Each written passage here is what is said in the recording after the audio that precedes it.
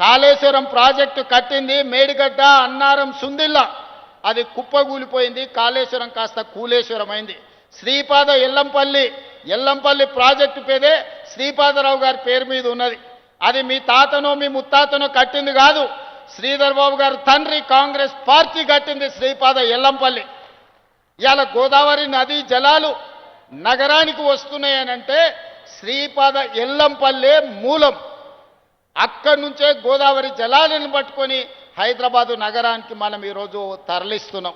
ఆ సంగతి మర్చిపోయి ఈరోజు మల్లన్న సాగర్ నుంచి అంటున్నాడు. మల్లన్న సాగర్ ఎప్పుడే రాజశేఖర రెడ్డి గారు 2008-9లో ప్రారంభించిన ప్రాజెక్టు కాదా? ఆనాడు మహారాష్ట్ర సరిహద్దుల్లో ఆదిలాబాదులో ప్రారంభించిన తుమ్మిడిహెట్టి ప్రాజెక్టు చేవెళ్ల వరకు తీసుకెళ్లాలని ప్రాణహిత చేవెళ్లని ఆనాడు డాక్టర్ వైఎస్ రాజశేఖర రెడ్డి గారు ప్రారంభించారు. దానికి పెద్దలు కాక వెంకటస్వామి గారి సూచన మేరకు డాక్టర్ బాబా సాహెబ్ అంబేద్కర్ ప్రాణహిత చేవెళ్ల ప్రాజెక్ట్ అని పెట్టుకున్నాం.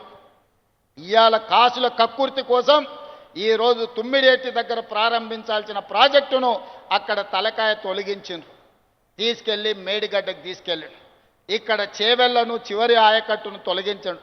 ఇవాళ రంగారెడ్డి జిల్లాకు అన్యాయం జరిగిందంటే ఈనాడు టీఆర్ఎస్ చేసిన అన్యాయం కాదా?